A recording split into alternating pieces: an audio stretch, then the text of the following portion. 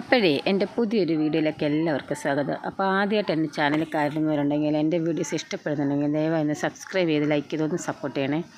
അപ്പോൾ ഇന്ന് സ്കൂളുള്ള ഒരു ദിവസമാണ്. അപ്പോൾ രാവിലെ തന്നെ ഞാൻ 2 പേരെ എഴുന്നേൽപ്പിച്ചിട്ടുണ്ട്. ലച്ചു ഇന്നലെ കിടക്കാൻ നേരെ പറഞ്ഞായിരുന്നു രാവിലെ പരീക്ഷയുണ്ട്, അതുകൊണ്ട് തന്നെ രാവിലെ ഒന്ന് വിളിക്കണേന്ന്.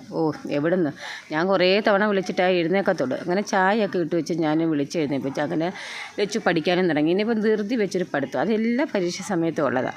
ആ സമയത്തായിരിക്കും ഒന്ന് പഠിക്കുന്നത്. അങ്ങനെ എൻ്റെ മിക്കുവിനെ എല്ലാവരെയും അഴിച്ചു വിട്ടു. ഞങ്ങളെല്ലാവരും കൂടെ കുറച്ച് നേരം സ്കൂളുള്ള ദിവസം ഇങ്ങനെ ഇരിക്കാൻ പറ്റത്തുള്ളൂ, കാരണം നമുക്ക് ജോലിയുണ്ടല്ലോ. അങ്ങനെ പിള്ളേർക്ക് വേണം എത്ര സമയം വേണമെങ്കിലും ഇരിക്കാം. ഇനിയിപ്പോൾ അങ്ങോട്ട് അലപ്പാം. ഞാൻ പറയണം പല്ല് തേക്ക്, കുളിക്ക്, എഴുന്നേക്ക്. അങ്ങനെ ലച്ചുവിനോട് ഞാൻ പലവട്ടം പറഞ്ഞിട്ടുണ്ട് നേരത്തെ പഠിച്ച് വെക്കണമെന്ന്. എന്നാലും പരീക്ഷ അടുപ്പിച്ച് ഒരു ധൃതിയാണ് പഠിക്കുന്നതിന് വേണ്ടിയിട്ട്. അതാണ് ഇപ്പോൾ ഇവിടെ കണ്ടുകൊണ്ടിരിക്കുന്നത്. അങ്ങനെ രാവിലെ എല്ലാവരും കൂടെ ചായയൊക്കെ കുടിച്ച് അവിടെ ഇരിക്കുമായിരുന്നു. പിന്നെ ഞങ്ങൾക്ക് അവിടുന്ന് രാവിലെ ഞാൻ തലേന്ന് കുക്കറിൽ ചോറ് വയ്ക്കുന്നതുകൊണ്ട് രാവിലെ ഞാനതൊക്കെ തീ കത്തിച്ച് അടുപ്പിലാക്കി വിറവടുപ്പിലാണ് രാവിലെ. പിന്നെ അത് 1 മണിക്കൂർ ഒന്ന് വേവിച്ചെടുക്കും. ലച്ചു പിന്നെ എത്രയ്ക്കായാലും അവിടെ കാര്യങ്ങളൊന്നും നോക്കിക്കോളും. പഠിത്തമായാലും കുളിയായാലും സമയത്തിനങ്ങ് ഒരുങ്ങിക്കോളും. പക്ഷേ ആഷ്മി അതല്ല കേട്ടോ.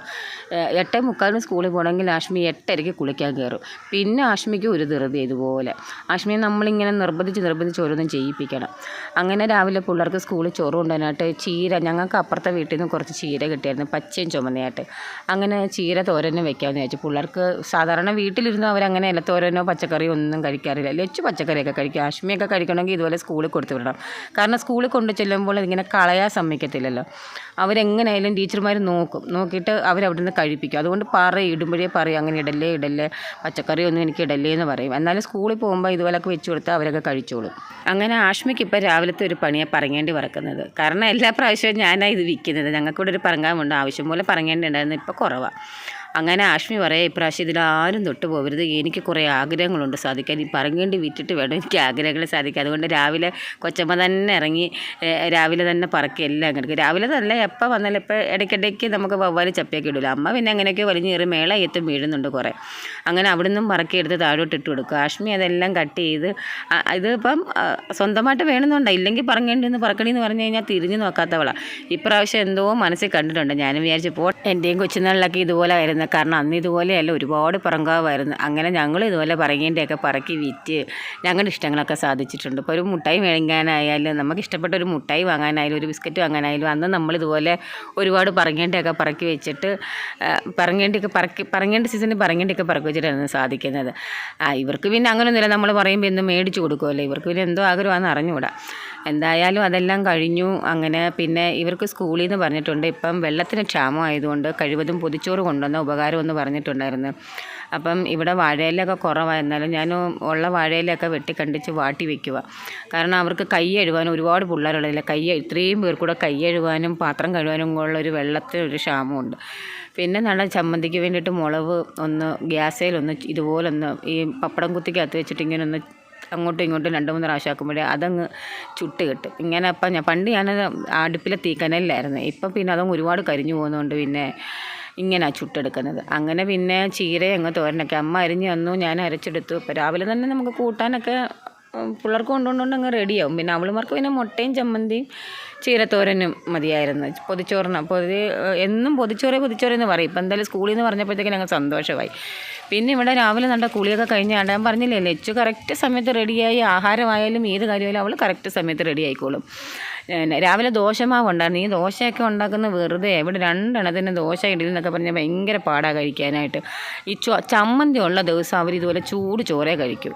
അതുകൊണ്ട് പിന്നെ ഞാൻ ദോശ ഉണ്ടാക്കാൻ നിന്നില്ല. ഞാനും വിചാരിച്ചിരുന്നപ്പോൾ എല്ലാവരും അങ്ങ് ചോറുണ്ട്. അമ്മയ്ക്ക് പിന്നെ ഇപ്പം കടയിൽ ചോറ് കൊണ്ട് കൊടുക്കാം. ചീരത്തോരനും ഒക്കെ ഉണ്ടല്ലോ, ചമ്മന്തിയൊക്കെ ഉണ്ടല്ലോ. അങ്ങനെ ഇവളുമാർക്കും ഞാനതുകൊണ്ട് ദോശയൊന്നും ഉണ്ടാക്കിയില്ല. ഞാൻ വെച്ച് ഇനി വൈകുന്നേരം എങ്ങാനും വരുമ്പം ദോശ ഉണ്ടാക്കി കൊടുക്കാം. അങ്ങനെ 2 പേരും രാവിലെ ചോറും ചമ്മന്തിയും ചീരത്തോരനും കൂടെ കഴിക്കുക സ്കൂളിൽ പോകുന്നതിന് മുന്നായിട്ട്. അങ്ങനെ പിന്നെ 2 പേർക്കുള്ള പൊതിച്ചോറ് സെറ്റാക്കാമെന്ന് വിചാരിച്ചു. അങ്ങനെ പൊതിഞ്ഞ് ബാക്കി എല്ലാ ജോലിയും കഴിഞ്ഞു. അങ്ങനെ ചോറും ഇട്ടു, ചമ്മന്തിയും മുട്ട പൊരിച്ചതും ചീരയില തോരനും കൂടെ വെച്ച് കൊടുത്തു. വൈകുന്നേരം വന്ന വഴിയും അമ്മേ ഇലവ് തുറക്കുമ്പോഴത്തേക്കിന് എന്തൊരു മണമാണെന്നറിയാമോ. എൻ്റെ അപ്പുറത്തും ഇപ്പുറത്തൊക്കെ ഇരിക്കുന്ന പിള്ളേരൊക്കെ എന്തോരം മണം പിടുത്തമാണെന്നറിയാമോ ഈ ചോറങ്ങോട്ട് തുറക്കുമ്പോഴത്തേനും. കൂട്ടുകാർ ഈ പൊതിച്ചോറ് കൊണ്ട് ചെല്ലുന്ന സമയത്തും അവരും വാരി കഴിക്കുമെന്ന് പറഞ്ഞു ഇതിനകത്തുനിന്ന്. ഇങ്ങനെ അവരും കൂട്ടുകാരും ഇതിനകത്ത് നിന്ന്, കാരണം പൊതിച്ചോറെന്ന് പറഞ്ഞാൽ ഒരു പ്രത്യേക ടേസ്റ്റ് അല്ലേ, അങ്ങനെ അവരും അത് വാരി കഴിക്കുമെന്ന് പറഞ്ഞു. അങ്ങനെ 2 പേർക്കും റബ്ബറില്ല ഇവിടെ. ഇനിയിപ്പോൾ കുറച്ച് ഈ പൊതിയുന്ന എന്താ കവർ കിട്ടുമല്ലോ, ഇനി അത് മേടിച്ച് വെക്കണം. കാരണം നമുക്കിവിടെ വാഴയെല്ലാം പോയി, ഒരുപാട് വാഴയുണ്ടായിരുന്നു, എല്ലാം അങ്ങ് ഇപ്പോൾ പോയി, ഇലയെല്ലാം പൊട്ടി പോയി. ഇനിയിപ്പോൾ കുറച്ച് അത് മേടിച്ച് വെക്കണം, കവർ പോലെ കിട്ടുമല്ലോ, അത് മേടിച്ച് വെക്കണം. എന്തായാലും സ്കൂളിൽ നിന്ന് പറഞ്ഞു വിട്ടതല്ലേ. അപ്പം ലച്ചു എന്ന് പറഞ്ഞു കഴിഞ്ഞാൽ നേരത്തെ മുതലേ പാത്രം എടുത്തിട്ടുണ്ട്. എനിക്ക് ഭയങ്കര ദേഷ്യമായിരുന്നു ഈ ഉച്ചയ്ക്ക് ഉണ്ടേച്ച് പാത്രം അതേപോലെ അടച്ചു കൊണ്ടിരുന്നത്. വെള്ളം ഉള്ള സമയത്തും അവളെ കഴുകാൻ മടിയാണ്, അവൾക്ക് പാത്രം കഴുകാൻ മടിയാണ്. അവളങ്ങനെ അതും ബുക്ക് എടുത്തിട്ട് ഞാൻ ഒത്തിരി വട്ടം വഴക്ക് പറഞ്ഞു. ഞാൻ പറഞ്ഞു ഇനി ഇങ്ങനെ ആവർത്തിച്ച് കഴിഞ്ഞാൽ പ്രിൻസിപ്പലിനടിക്കാൻ ഞാൻ വരും പറയുമെന്നൊക്കെ പറഞ്ഞു. ഇപ്പം എന്തായാലും അതുപോലെ അങ്ങ് പറ്റി, പാത്രം കഴുകാൻ വെള്ളമില്ലാതായി. വെള്ളമില്ല എന്നല്ല, എല്ലാത്തിനും കൂടെ തികയുന്നില്ലല്ലോ. അങ്ങനെ ലച്ച് തന്നെ പിന്നെ 3 പേർക്കും, അമ്മയ്ക്കും ആഷിക്കും അവൾക്കൂടെ കുടിക്കാനുള്ള വെള്ളമെല്ലാം കുപ്പിയിലാക്കി. അങ്ങനെ പോകാനുള്ള ധൃതിയില്ല. ഈ ആഷ്മി കാരണം എന്നും താമസിക്കുന്നത്. ആഷ്മി ഇങ്ങനെ അങ്ങ് ലേറ്റാവും. പിന്നെ മുടി പിന്നെ അവർക്ക് 2 വശം കെട്ടേണ്ട കാര്യമൊന്നുമില്ല, ഇങ്ങനെ തന്നെ ഇട്ടുകൊണ്ട് പോയാൽ മതി. അല്ലെങ്കിൽ ഒരു വശം കെട്ടിയാൽ, ഒരു വശം കെട്ടാതെ നനഞ്ഞിരിക്കുവാന്നല്ലോ. അങ്ങനെ പിന്നെ ഇവർ അച്ഛൻ ഇവിടെ ഉള്ളപ്പം ഇന്നലെ വരെ എനിക്ക് ഡ്യൂട്ടി ഇല്ലായിരുന്നു. കാരണം വിളിച്ചുകൊണ്ട് വരുന്നതും കൊണ്ടുവിടുന്നതും എല്ലാം ഇവർ അച്ഛനായിരുന്നു. ഇനി എനിക്കിതൊരു മെനക്കേടാണ്. അത് തന്നെ കുറച്ച് ദിവസം കൊണ്ട് എനിക്കിതൊന്നും അറിയണ്ടായിരുന്നു. ഇവർ അച്ഛനും ഇവിടെ ഉണ്ടായത്, എല്ലാം അങ്ങ് ചെയ്തോളുമായിരുന്നു. എങ്ങനെ എന്തായാലും പോയ വഴിക്ക് പിന്നെ അമ്മയ്ക്കുള്ള ചോറും കൊടുത്തു. ഞാൻ ജോലിക്കാരുണ്ടോ എന്ന് നോക്കി, ജോലിക്കാരുണ്ടെങ്കിൽ വെള്ളം കൊണ്ട് കൊടുക്കണം. വെള്ളം അനത്തിയിട്ടില്ല, ഇന്നലത്തെ കുറച്ച് വെള്ളമുണ്ട്, അത് ചൂടാക്കണം. പിന്നെ ഉണ്ടെങ്കിൽ വലിയ ഇലത്ത് തിളപ്പിച്ചാൽ മതിയല്ലോ. എന്തായാലും ഇന്ന് 2 ദിവസം കൊണ്ട് ജോലിക്കാരില്ലായിരുന്നു.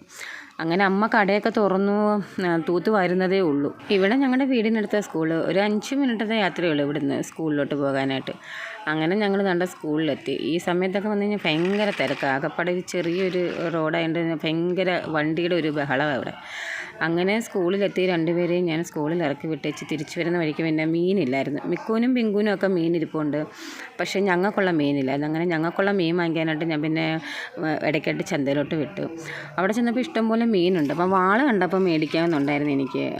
വാള ഒരുപാട് നാളായി. വാളയൊക്കെ ആകുമ്പോൾ അവരങ്ങ് വെട്ടിത്തരുമല്ലോ. ചെങ്കലവ ഞാൻ പിന്നെ ചെങ്കലവയാണ് ലാസ്റ്റ് മേടിച്ചത്. ചെങ്കലവായും അവിടെ വെട്ടുന്നുണ്ട്, അവിടെ പിള്ളേർ ഇന്ന് വെട്ടുന്നുണ്ട്. ഞാൻ വിചാരിച്ചു ഇന്ന് നല്ല തിരക്കുണ്ടായിരുന്നു ഞാൻ മീൻ മേടിക്കാൻ പോയ സമയത്ത്. പിന്നെ ഈ ചെങ്കലവയൊക്കെ ഇനി അവിടെ നിന്ന് ഞാൻ വെട്ടിയെടുത്തുകൊണ്ട് വരുമ്പോഴത്തേക്കിന് ഒരുപാട് താമസിക്കും. അങ്ങനെ ഞാൻ പിന്നെ 1 കിലോ ചെങ്കലവയും മേടിച്ചു. 1 കിലോ ചെങ്കലവയ്ക്ക് കൊണ്ട് 140 രൂപ. അപ്പോൾ നമുക്ക് 2 ദിവസത്തേക്കുണ്ട് ഈ മീൻ.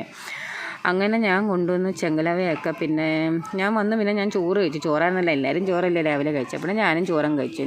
ഞാനിനി ദോശയൊക്കെ, എനിക്ക് ഈ ദോശയൊക്കെ ഉണ്ടാക്കുന്ന ദിവസം എന്നെ കണ്ടായിരിക്കും പിള്ളേർ പഠിച്ചു. എനിക്ക് ഈ ദോശയൊന്നും ഇഷ്ടമല്ല. ഈ ദോശയൊക്കെ ഉണ്ടാക്കുന്ന ദിവസം വലിയ മെനക്കേടാണ് എനിക്കും ദോശയൊക്കെ. എനിക്ക് ഈ ചോറ് പഴഞ്ചോറൊക്കെ കഴിക്കുന്ന ഇഷ്ടം. ചപ്പാത്തിയൊക്കെ ആണെങ്കിലും ഓക്കെയാണ്.